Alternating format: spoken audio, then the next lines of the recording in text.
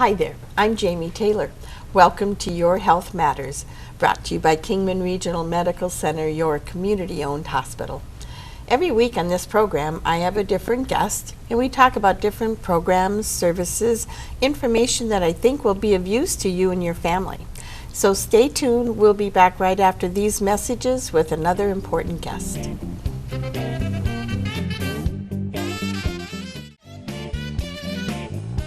Welcome back to Your Health Matters. My guest today is Brenda Leon, who's a new nurse practitioner here at KRMC. Thanks for being with us today, Brenda. Oh, thank you, my pleasure. And welcome to Kingman. Thank you, I'm enjoying it. I know you're new, but how new are you? Well, I just moved to Kingman in August. Okay, so that's pretty new. You got here in the midst of the hot, but probably, because you told me you're from the valley, so right. it's probably a little cooler. A little cooler, yes. Any relief from the heat is a welcome thing. Yes, and it'll get better even as we progress into our winter. Are you from Phoenix originally? Yeah, born and raised in Phoenix. Oh, wow. Yep. So this will be different for you then. But it's nice because you're not too far away from home. Right. Still in Arizona, Right. still in the desert, so. Do you have family still in Phoenix? Yeah, I have 2 children. One's in Denver, and my daughter's still in Phoenix. My husband is still in Phoenix. Okay. We're commuting back and forth right now. Oh, fine. Yeah, Yeah. that long distance Yeah. relationship, so you make the transition. For a short time, yeah. Yeah, very good, very Yeah. good. Is your daughter still in school? Or? Yeah, she's actually working at one of the hospitals in Phoenix, yeah. Very good. So we'll have to find a job for her up here too? Hopefully, yeah, I'll get her recruited. There you go. So you're out at Sunshine Canyon. That's correct. Healthcare right now, which is at, I know it's 2202 Stockton Hill Road. Correct, I happen to know right. that address well. Yes. And you're taking new patients. I am. That's a great thing because there is such a shortage of healthcare providers all over the country, but Kingman, it's a challenge. And in the past, I think a lot of times people had to wait weeks, maybe even months to get in to see Not healthcare anymore. providers. So that's great to have you here. We're going to show the number on the bottom of the screen so people will be able to call you. Great. To make an appointment. And are you taking like even same day appointments right now? You bet. Oh, awesome. Yeah. Okay. So nurse practitioner, we've talked on the show in the past about what that is, what the difference is between a nurse and a nurse practitioner. But do you have a specialty? Well, I'm family practice. Okay. I have a lot of experience though in wound care in my nursing life. Okay, so that's, I guess we should talk about that. You started as an RN? Yes, I was an RN for 26 years before I got my license as a nurse practitioner. Very good. Now, and you were in Phoenix, so what, were you in the hospital setting or?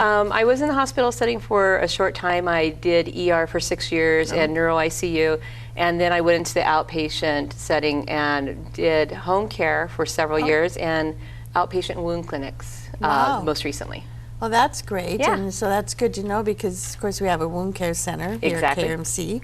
That means patients there that can have someone who has that specialty. That's good to know for them. Are you working with our wound care center then? Not quite yet. I haven't had a chance to get connected up with them. Been too busy getting established at the office right now. Takes a while to get settled in, but that certainly sounds like an opportunity there to connect with them, and because I know we have quite a few patients that come through there. Yes, I understand you guys are pretty busy. Yes, yeah, and of course that's a wonderful service. It's fairly new. I want to say 4 years maybe, 4 or 5 years that we've had it here. And it certainly was something needed. Absolutely. Wound care is a huge quality of life issue. Absolutely. And I don't think people realize one of the risks associated like with diabetes, right? Is the wounds and that healing? You know, a lot of people focus on just the diabetes for wounds, but there are so many reasons that patients have wounds, including autoimmune disease, rheumatoid arthritis, for example, or arterial disease. Can all cause wounds that don't heal? All of them, yes. Those are actually the most difficult. Radiation is also a reason why patients have wounds. Yeah. Wow. And so then putting them in the hyperbaric? That's one of the solutions, for a very specific population. Right. Yeah. But other just going through the wound care center, which helps focus on that particular wound healing. Yeah. That's a good thing. So how many years did you do that? My wound care, I've done it for 9 years. Wow. Yeah. So you've had some practice. That's good. Yeah. But so now how did you go from there then to decide to become a nurse practitioner?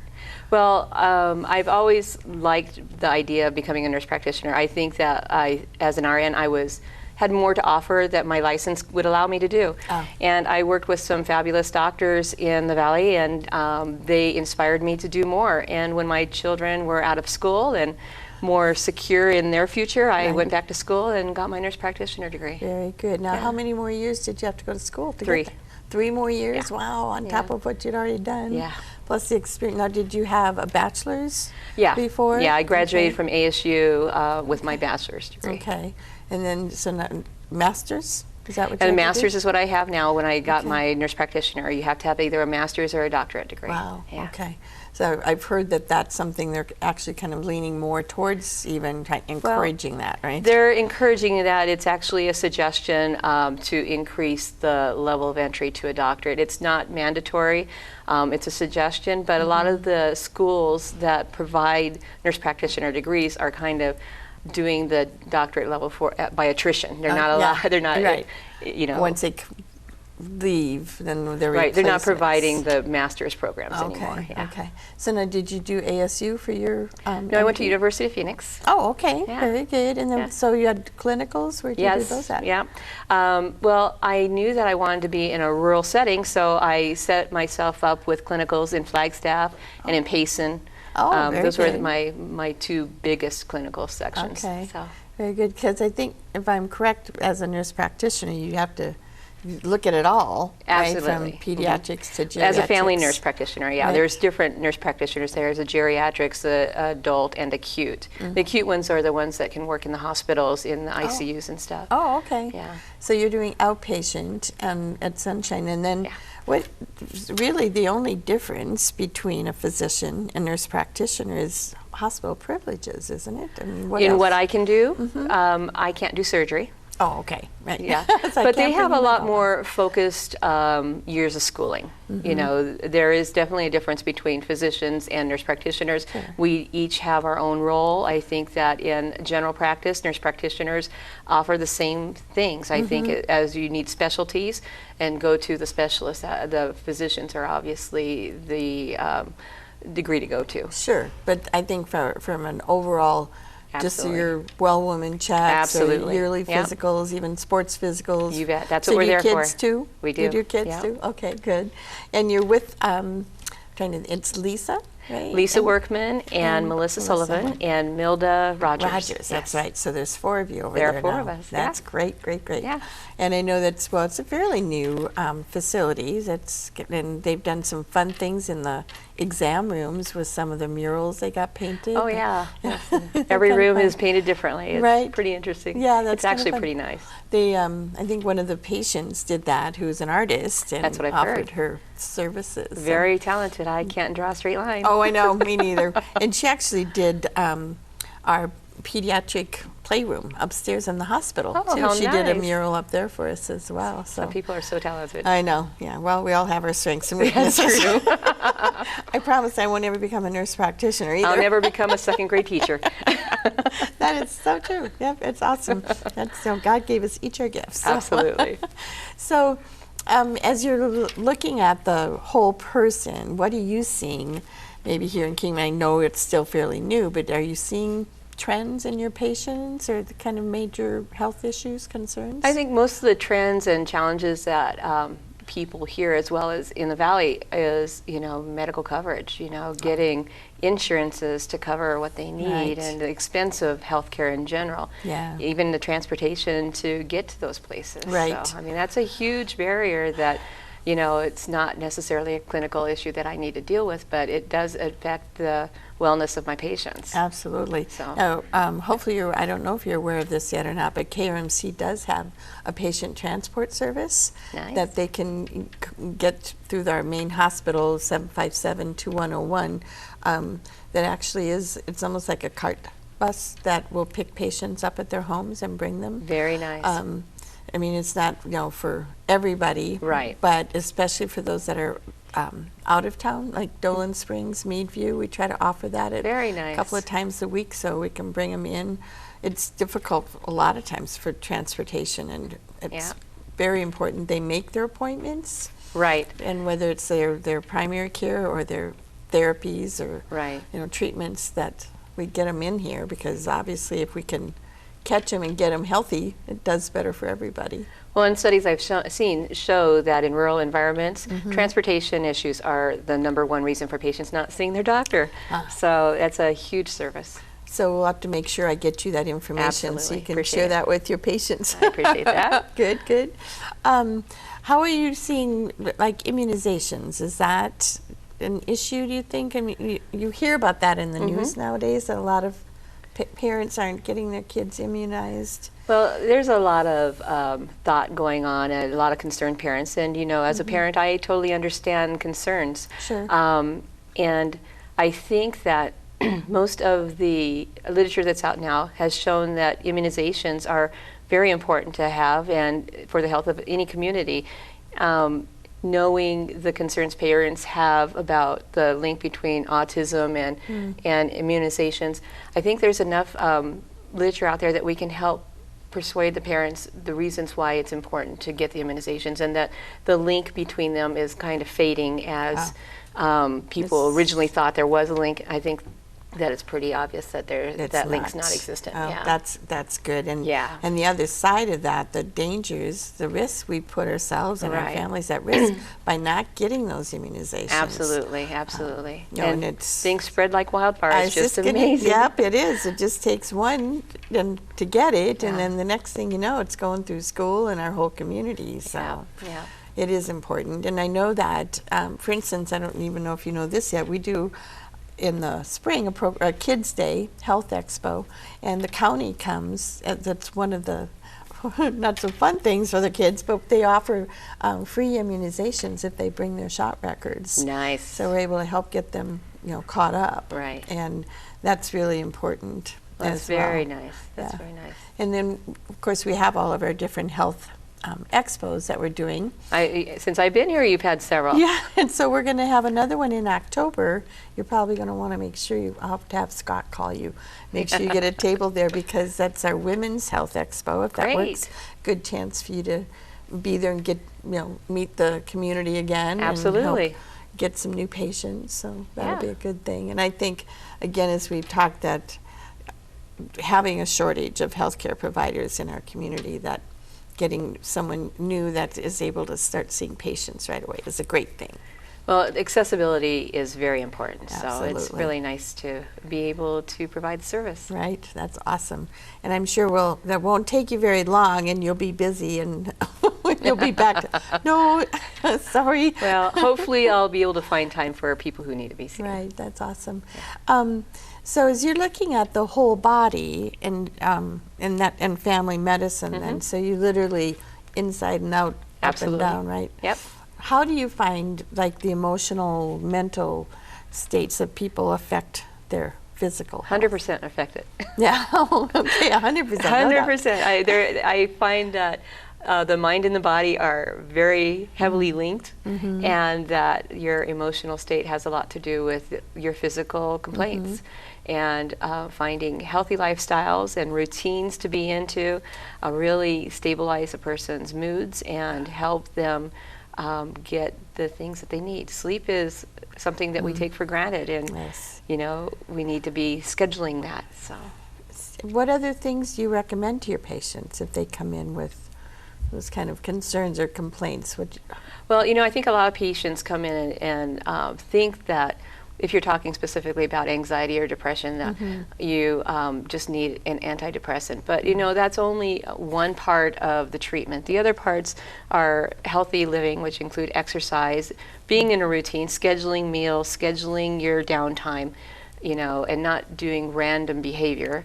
And exercise is in there, good eating, Yeah. all those healthy living kind of Good. things, and counseling. Okay, we're going to take a quick break and come back, and I want to Great. continue on that vein, okay? Thank you. So stay tuned. We'll be back right after these messages. But you Family have to wellness find your center. exercise in the activity that you enjoy, and that's probably the big. Welcome back to Your Health Matters. My guest today is Brenda Leon, who's a new nurse practitioner here in Kingman. Thanks for being on the show, Brenda.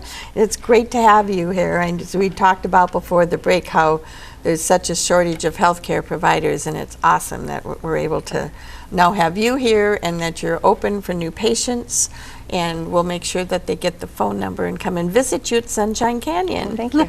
Now, we were talking before the break about something I think is really important, and we'd like to talk a little bit more about that. All right. As we're talking about the whole person. Right. Mental, emotional, and as well as physical. Right. So you had shared before the break about how a lot of times people come in with depression, anxiety, things like that, and they think they can just get a magic pill and it's going to go away. Absolutely. But what do you recommend then?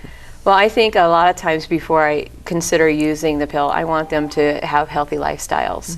And, you know, it's a label and it's overused, but it truly has something to do with the way that people feel. I think in today's busy life with all the electronics that distract us, people don't have the routines that they did when maybe I was growing up. So there's a lot of distractions out there, and I think that people forget to plan time and have like downtime kind of thing. Downtime, yeah. Or, you know, even meals. Meals are whenever I get hungry, which could be 3 in the morning. So I think that routine, the body craves routine. I mean, everything in the body is a cycle. So, you know, the way that we live should also reflect that. And that includes having specific times that you go to bed, even on your days off, waking up to an alarm, getting up, not staying in your pajamas all day. Oh, well, yeah. I know, even on shopping, Sundays, right? Yeah, I know. You just see them shopping at Walmart in your pajamas, and you're just like, really? Come on. They make it online, though, don't they? What's that? On that website. Oh my goodness, yeah. Get their pictures taken and show up on, no, that wouldn't be my idea of fame. So, but I think that it's really important to always have that in mind. You know, even when you're on vacation, to have some sort of routine doesn't vary too much from your normal routine. Exercise has a lot to do with that, getting out and moving. And I think a lot of people think of exercise, they think of going to the gym and working out. It doesn't have to be that. It can be gardening. It can be, you know, going for walks with your dog or swimming, you know, playing racquetball is exercise. It's fun, but it's also exercise. Well, and if you find something with a partner even that better. You can do, absolutely, doing that interaction. I know for myself, I started a few months ago just doing a 30-minute walk every morning before work. You know, when I get here, I walk around the campus and I have people out. Did I see you out walking the other day? Yeah, that was me. Yeah. It's hard in the morning. It's hard to get up and think I have to do this instead of get ready and go to bed. I go to work. But if I don't do it in the morning, it makes a big difference. It doesn't happen usually because the day gets away from me. And it helps wake you up. It does, and gives me time to kind of de-stress and think about what the day is going to be. Exactly.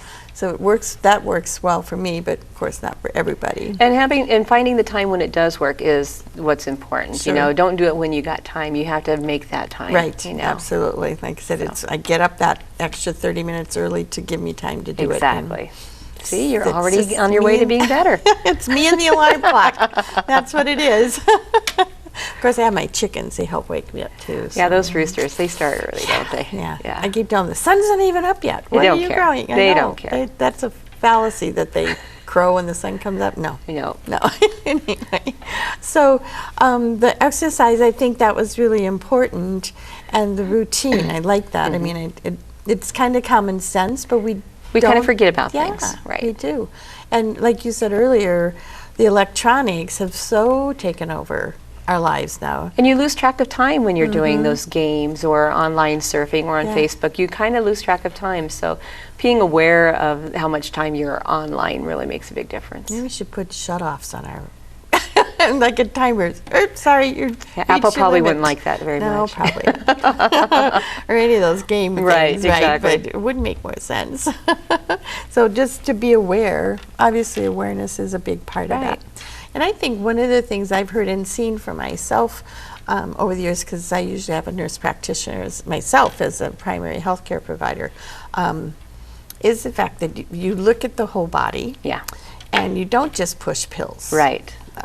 It's about vitamins and supplements. Well, I think nurse practitioners, as nurses, we we focus on prevention, you know, seeing what makes everything work and not just, you know, that runny nose So that you you're have. proactive We try to be, yes. instead of reactive. Exactly. And I think that's what you were kind of referring to earlier, the importance of getting the patients in for their yearly exams Exactly. and stuff, so you can be Exactly. proactive instead Yeah. of reactive. So don't wait until you're And we all do. It's human Oh, I nature. know. Put off. Yeah. Or we're all in the state of denial. Exactly. She I'm might tell fine. me something bad, and usually it's allergies.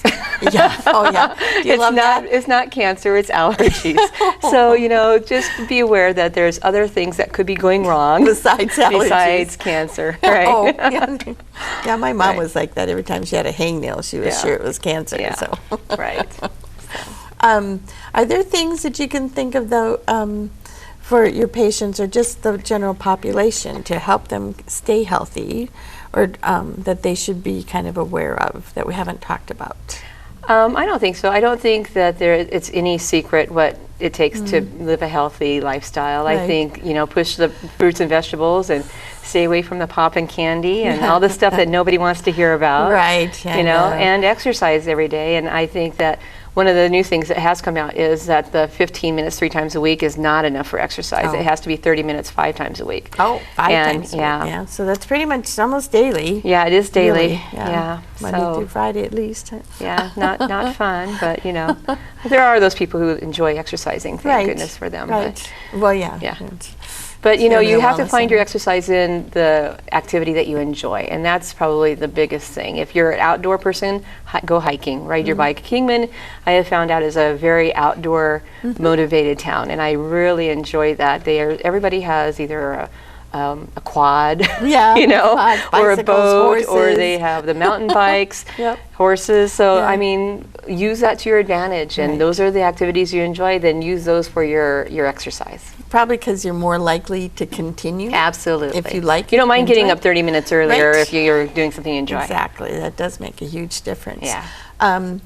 Do you find for yourself, what do you do for I go exercise? walking. Do you? Yeah. Good. Yeah. Yeah. And does your husband, like, do you walk together when you When are I together? was, yes, when we're in the valley together, we do walk. So yeah. do you walk at midnight in the valley? No, I get up in the morning. I'm a morning person. I like to go in the morning. Well, Yeah. the reason I was joking, because it's so hot down there in the summertime. I was like, so at midnight, is that a good time to go walk? I think before- everything's relative. You get used to the environment you're in, you know, True. and so, you know, Well, especially when you were born and raised there, yeah, so and when it cools down to 90 in the evenings, it's nice, Yeah. you know. you're right. It's all relative. It's relative. It's a big difference between 90 in the evening and 110 in noon, Right. so, you know, it feels cooler. I saw a joke on Facebook the other day. It showed some guy spread out in front of one of those big thermometers, and they said it's a dry heat, and it was like 120 or Yeah, something. yeah. And he's like, That was bullhead, right? yeah, probably. Yeah, we don't get that up here, thank goodness. Well, in Phoenix, they don't either. I think Oh, it got to 117. Oof, that's a lot. That But I was mean, very on the bad. That was river, miserable. They've 125. I know, It's I've heard that. I'm crazy. glad I wasn't there then. No, Yeah. it's yeah.